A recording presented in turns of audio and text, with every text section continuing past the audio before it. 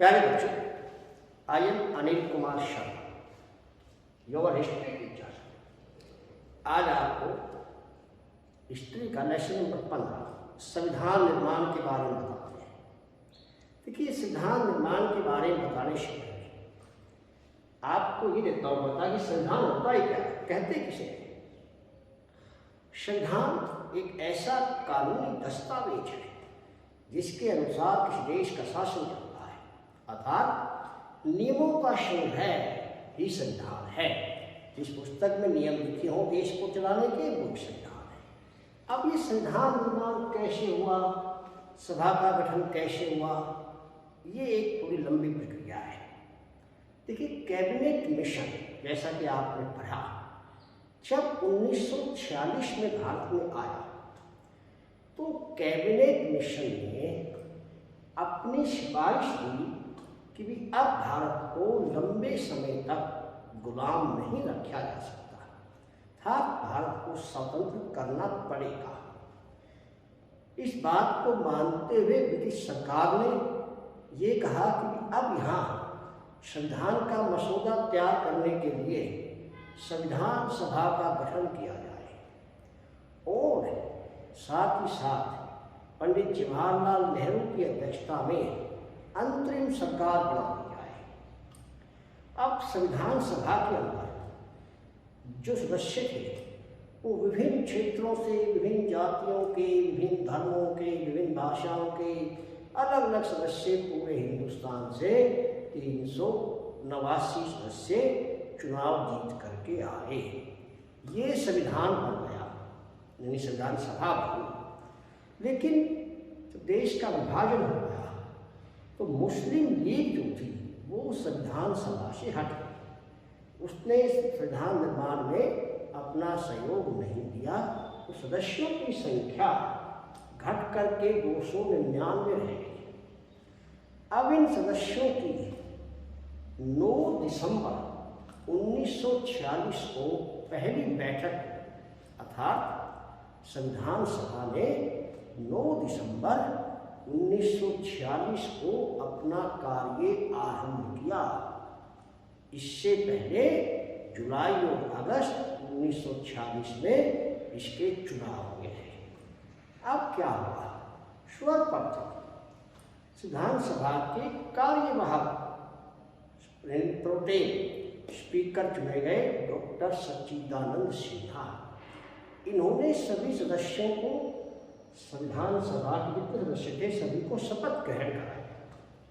उसके बाद 11 दिसंबर 1946 को डॉक्टर राजेंद्र प्रसाद को संविधान सभा का विधिवत रूप से यानी कानूनी रूप से स्थायी अध्यक्ष चुना गया और संविधान बनाने की जिम्मेदारी डॉक्टर राजेंद्र प्रसाद को सौंप दी गई। अब डॉक्टर राजेंद्र प्रसाद ने डॉक्टर भीमराव अंबेडकर की अध्यक्षता में एक प्रारूप समिति का गठन कर दिया कि भी ये ड्राफ्टिंग कमेटी है, ये संविधान का एक प्रारूप तैयार करके लाएगी और फिर मैं उस प्रारूप को संविधान सभा के सामने रखूंगा और संविधान सभा पूरे विचार विमर्श के बाद अपने तर्क और वितरक देती हुई उसमें संशोधन के सुझाव देगी तो संशोधन भी कर दिया जाएगा।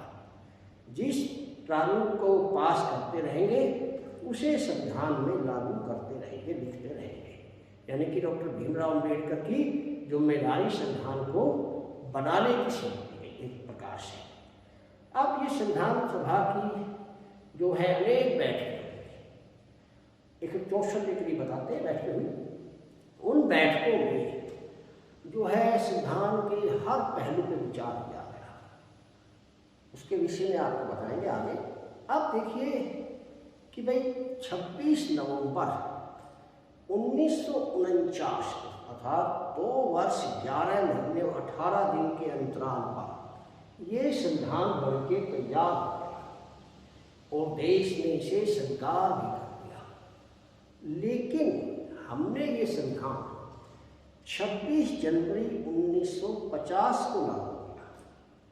उसका कारण ये था कि आपने आज़ादी का इतिहास संघर्ष पढ़ा है उसमें 26 जनवरी 1930 को कांग्रेस की तरफ से पूरे देश में स्वाधीनता दिवस मनाया गया था और हर वर्ष वो 26 जनवरी को स्वाधीनता दिवस के रूप में मनाती आ रही थी। लेकिन देश 15 अगस्त 1947 को स्वतंत्र हुआ, तो स्वाधीनता दिवस तो 15 अगस्त हुआ। अब जो 17 साल से हम मनाते आ रहे हैं 26 जनवरी, उसको याद रखने के लिए कि वो तारीख भी ना भूली जाए, इसलिए हमने संविधान को 26 जनवरी 1950 अर्थात बनने के 2 महीने बाद लागू किया। अब हमारा देश गणतंत्र हो गया और हमारे यहाँ राष्ट्रपति हो गया और पहले राष्ट्रपति भी डॉक्टर राजेंद्र प्रसाद को ही बनाया गया। अब आप कहोगे इससे पहले 15 अगस्त 1947 से लेकर के 26 जनवरी 1950 तक हमारे देश में गवर्नर जनरल थे, वायसराय थे, ठीक है। लॉर्ड माउंटबेटन रहे अंतिम वायसराय और स्वतंत्र भारत के पहले वायसराय। लेकिन स्वतंत्र भारत के पहले गवर्नर, भारतीय गवर्नर जो थे, वो चक्रवर्ती राजगोपालाचार्य, श्री राजगोपालाचार्य थे।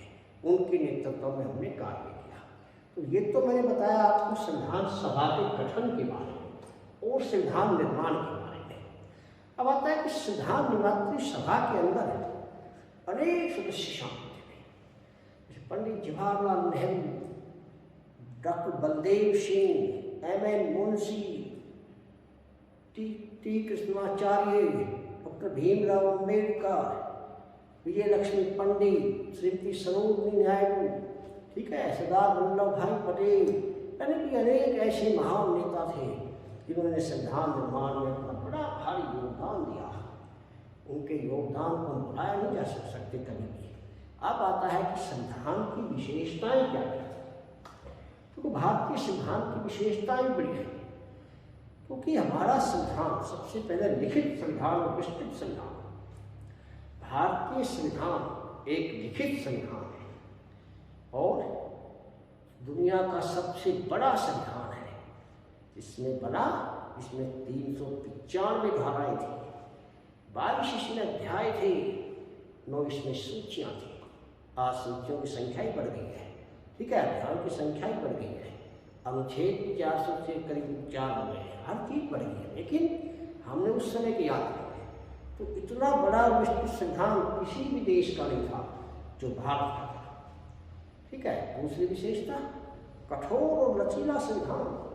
देखिए, भारतीय संविधान कुछ मायनों में बड़ा कठोर है, यानी कठोर से मतलब उसमें संशोधन करना बहुत ही मुश्किल प्रक्रिया है। लचीला संविधान, लचीला इसलिए है क्योंकि उसकी कुछ धाराओं में संशोधन करना बड़ा आसान है।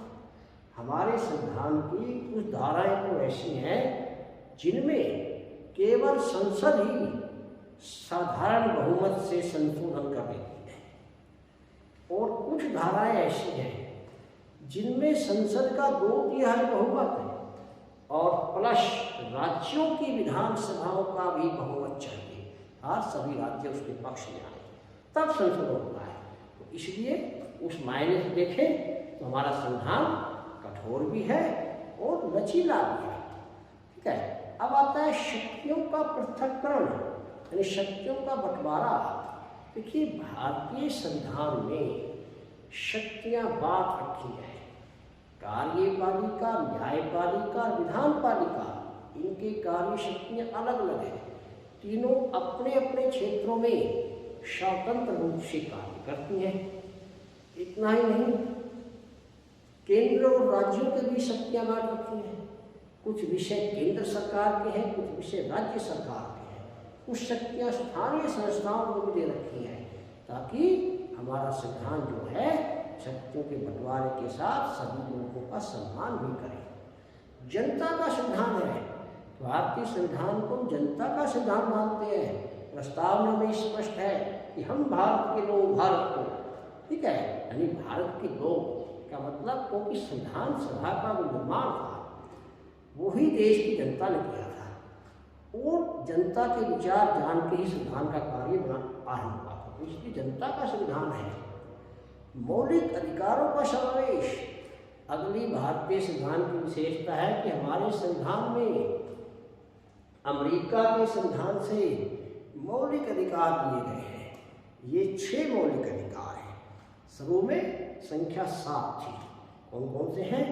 समानता का अधिकार, स्वतंत्रता का अधिकार, धार्मिक स्वतंत्रता का अधिकार, शिक्षा और संस्कृति का अधिकार, शोषण के विरुद्ध अधिकार, संवैधानिक उपचारों का अधिकार और 7वां था उस समय संपत्ति का अधिकार। लेकिन जब देश के विकास की बात आई, नहरें बनानी, रेल लाइन बिछानी, सड़कें बनानी, जमीन चाहिए, लोगों को संपत्ति का अधिकार था, वो कोर्ट में जाने लगे और देश का विकास अब अवरुद्ध हो गया। तो ऐसी स्थिति में हमने संविधान में संशोधन करके संपत्ति के अधिकार को मौलिक अधिकारों की सूची से निकाल दिया और सरकार को अधिकार दे दिया कि संपत्ति का अधिग्रहण कर सकती है, लेकिन उस व्यक्ति को उसकी संपत्ति का मुआवजा दिया जाएगा। अगर वो व्यक्ति पैसे से नाखुश है तो उसे अदालत में जाने का भी अधिकार होगा। संपत्ति के अधिकार को हमने निकाल दिया है। अब हमारे पास 6 मौलिक अधिकार हैं। ये अधिकार नागरिकों की उन्नति और विकास के लिए आवश्यक होते हैं और ये सिर्फ आपातकाल इमरजेंसी समय को छोड़ करके इन्हें हम स्थगित भी नहीं कर सकते हैं।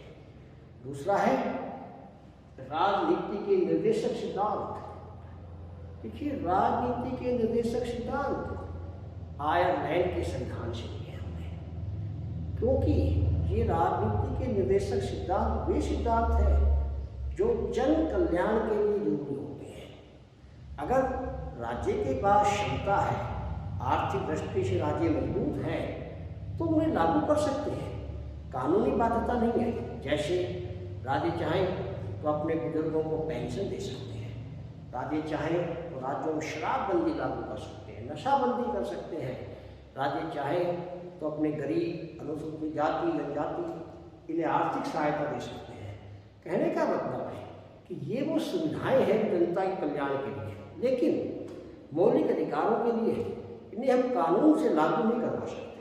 राज्य समर्थ है, शक्तिशाली है, उनके पास पैसा है, आर्थिक दृष्टि से बलवान है, तो वो इन योजनाओं को लागू कर सकते हैं। बशर्त है कोई इस मामले में कोई हस्तक्षेप नहीं कर सकता है। तो हमारे यहाँ संविधान के अंदर नीति के निर्देशक सिद्धांतों की व्याख्या की गई जो नागरिकों के कल्याण के लिए बहुत ही आवश्यक होते हैं। अगली इसकी विशेषता ये दीजिए कि भाई इसके अंदर जो है संप्रभुता, कि भारत को एक प्रभुता संपन्न राष्ट्र दिखाया गया है, यानी सॉवरेंटी।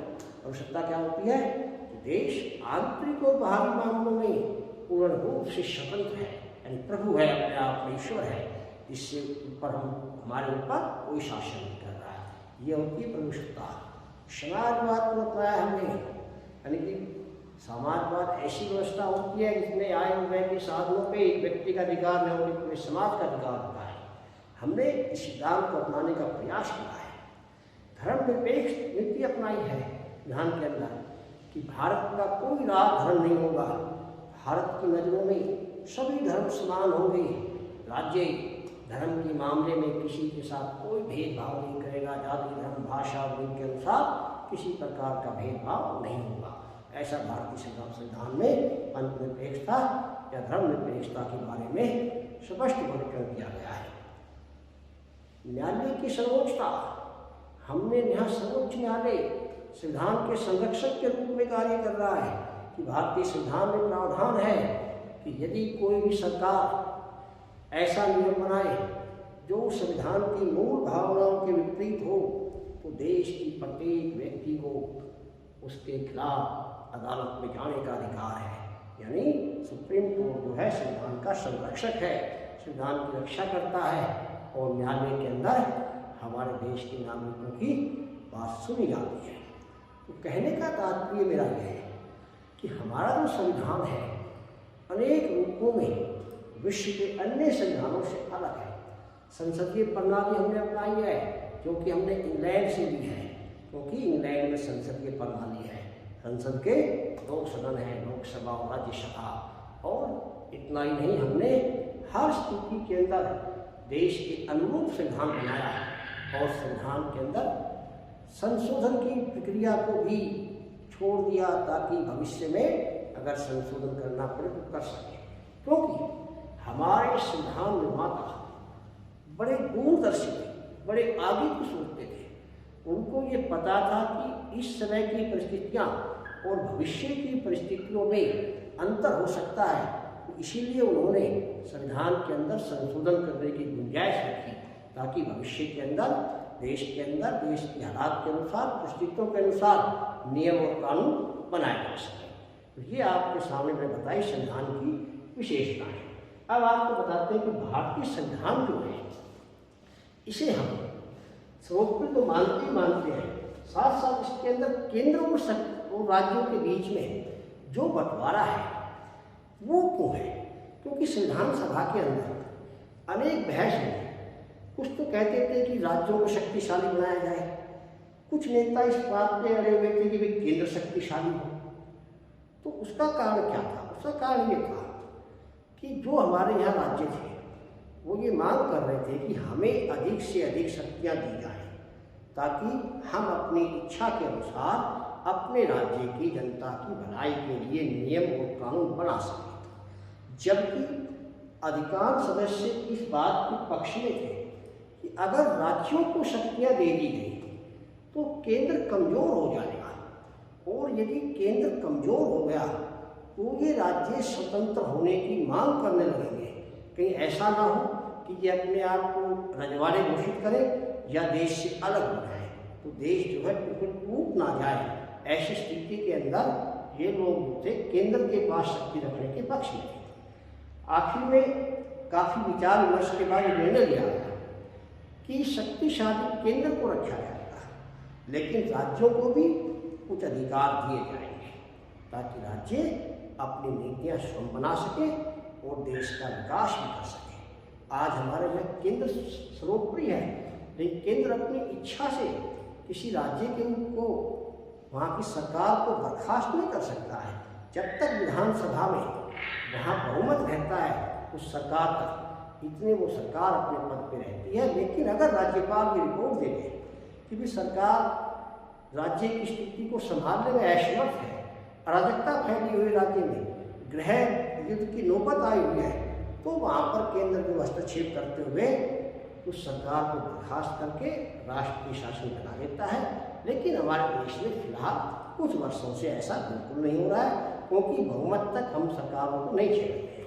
ये तो है केंद्र और राज्यों के संबंधों की बात। अब आपकी भारत की भाषा में, क्योंकि जिस समय संविधान का निर्माण हो रहा था तो हमारे यहाँ पर एक राष्ट्रभाषा के रूप में भी आवाज थी, क्योंकि महात्मा गांधी, सुभाष चंद्र बोस, अनेक ऐसे नेता थे जो देश की एक राष्ट्रभाषा चाहते थे।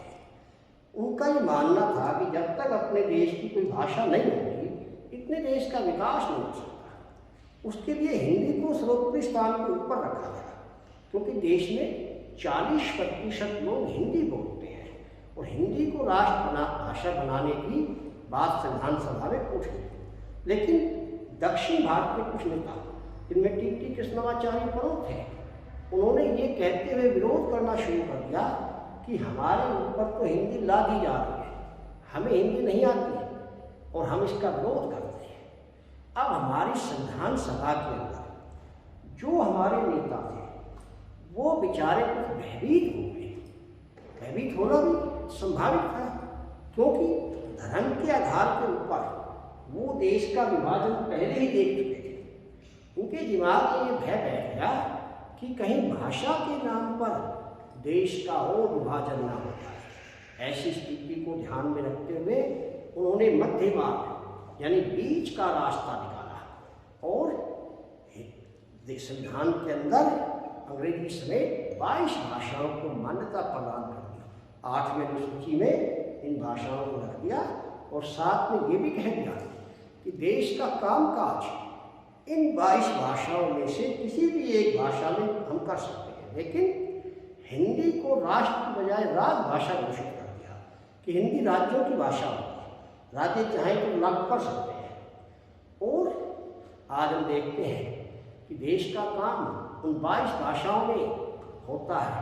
कोई भी व्यक्ति, कोई भी विद्यार्थी 22 भाषाओं में से किसी एक भाषा में किसी भी परीक्षा को दे सकता है, चाहे वो स्कूल लेवल की है, कॉलेज लेवल की है, चाहे वो प्रतियोगी परीक्षा है। वो इन 22 भाषाओं में से किसी एक का चयन कर सकता है और उसे चयन का पूरा अधिकार दिया हुआ है। लेकिन विधानसभा ने ये भी कह दिया था कि 1965 तक हम हिंदी को राष्ट्रभाषा बनाने का प्रयास करेंगे, यानी बनाएंगे। लेकिन विडंबना की बात है कि आज तक हिंदी राष्ट्रभाषा का दर्जा नहीं ले सकी है। जो अपनी सरकारों ने बनाने का प्रयास ही किया है, तो वही कुछ लोगों ने हमारे ऊपर हिंदी थोपी जा रही है, इस बात को लेकर के इसका विरोध कर दिया है। कहने का तात्पर्य है कि हिंदी आज हमारी राष्ट्रभाषा में होकर के राजभाषा है और 22 भाषाएं के संविधान के द्वारा मान्य है। अब आता है उद्देश्य प्रस्ताव।